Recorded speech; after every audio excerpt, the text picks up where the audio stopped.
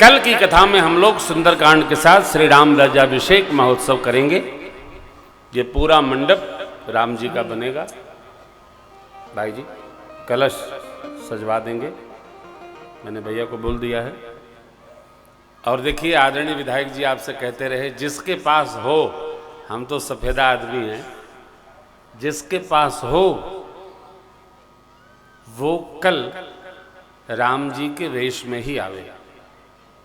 अभिषेक का उत्सव है, 3 घंटे की कथा होगी, दिव्य अभिषेक महोत्सव मनाएंगे हम लोग। अयोध्या का साज सजाएंगे। क्यों? अतो सीताराम जी की प्यारी रजधानी लागे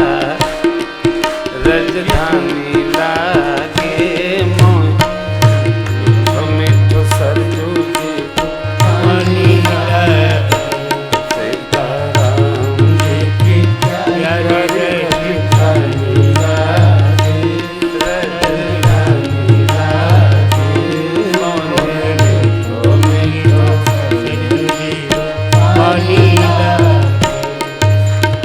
कल, आज नहीं, आज तो प्रसंग पूर्ण करता हूं मैं।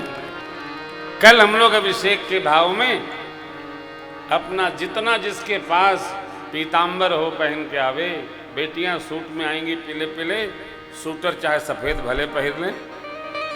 बहुएं भी अपने साज सजा करके आएंगी। पावन महोत्सव है, सब लोग आनंद पूर्वक अभिषेक महोत्सव में सम्मिलित होंगे। गोस्वामी जी, याज्ञवल्क्य जी, भोले बाबा इस पावन चरित्र को पूर्ण करते हैं। समाज यहाँ से चित्रकूट से अयोध्या धाम आया है। राज सिंहासन पर श्री अयोध्या नाथ के सरकार की पादुकाएं पधराई गई। गुरुदेव से आज्ञा लेकर भरत जी नंदीग्राम में पुरसावर धरती खुदवा के नीचे रहते हैं। माताओं को राज समाज की सेवा शत्रुघ्न जी को सौंपी गई। 4 दिन रह करके जनक राज महाराज सुनैना मैया के साथ में मिथिला पधार गए। गोस्वामी जी लिखते हैं, भगवान श्री सीताराम जी के प्रेम रूपी अमृत के भरे पात्र भरत जी का जन्म ऐसा न होता दिव्य भाव में, तो मुझे भगवान के सन्मुख कौन करता। इस छंत का दर्शन करके प्रणाम करें। सिया राम प्रेम पीयूष पूरन हो जन्म भरत मौने माना यकम जपने विषम व्रत दुख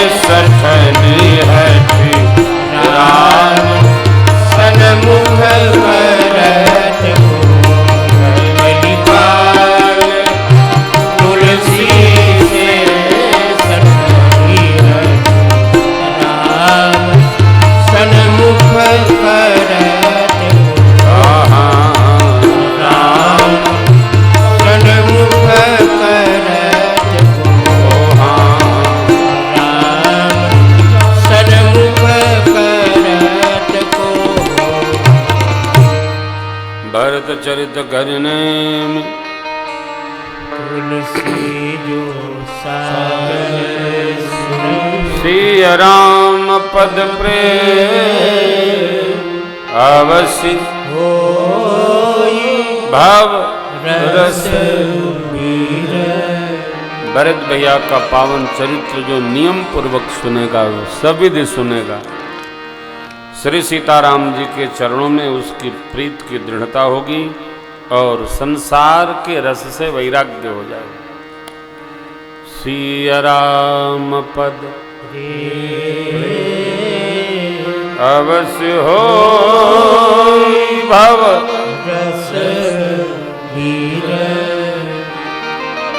श्री अयोध्या कांड पूर्ण होता है।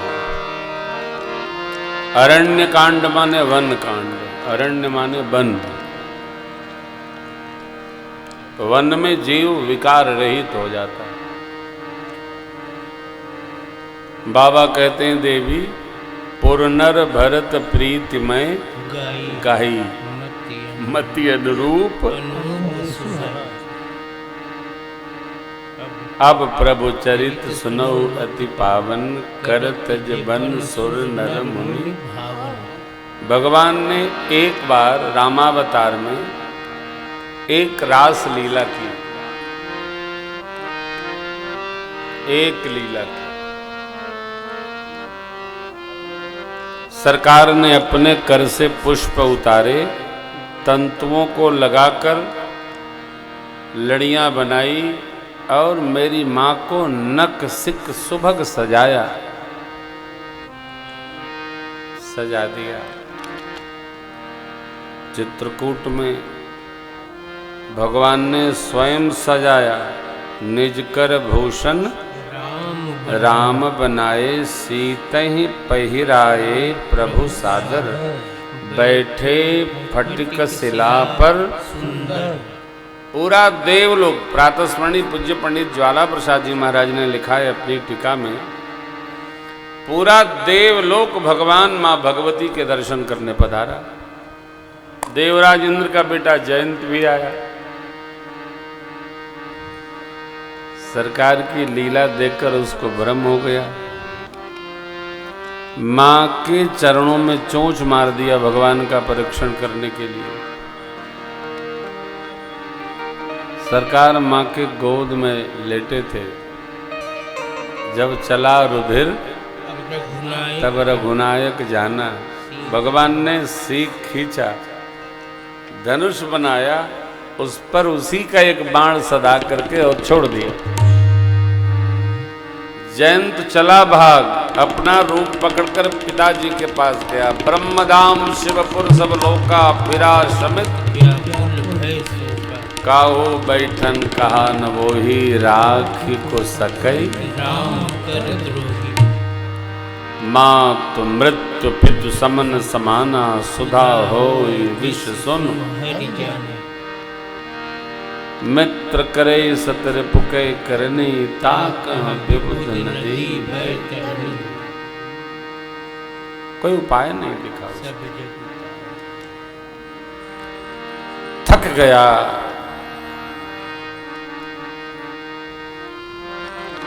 नारद जी की दृष्टि पड़ गई उस पर। नारद देखा बिकल जयंता, लागी दया कोमल चित संता। नारद जी की दृष्टि पड़ी जयंत पर। पूछे, अरे बेटा कहां दौड़ भाग कर रहे हो? दिखाया बाण।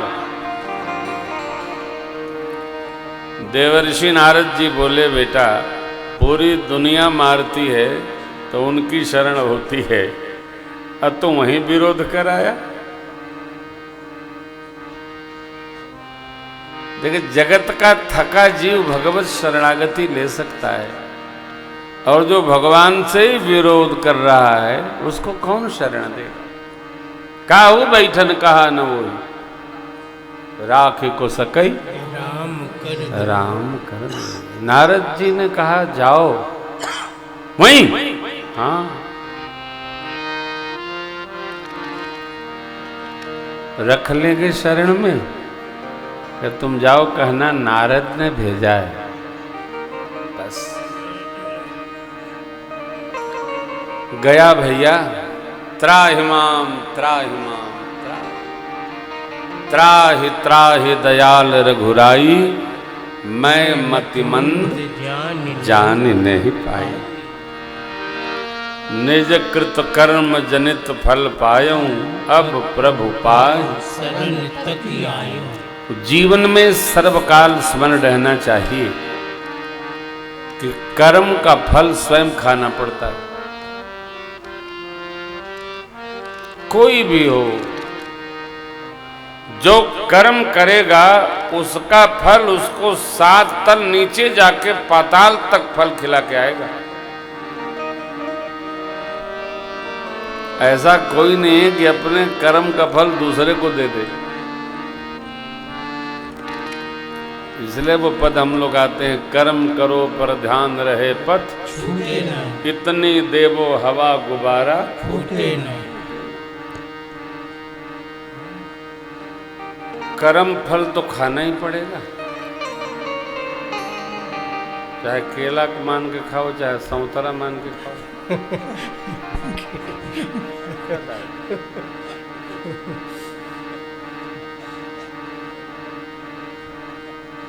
कर्म फल से भैया पिंड छूटना नहीं, इसलिए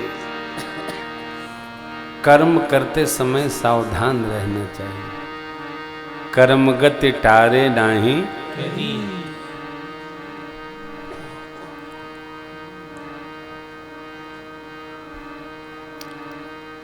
कर्म संभालना है।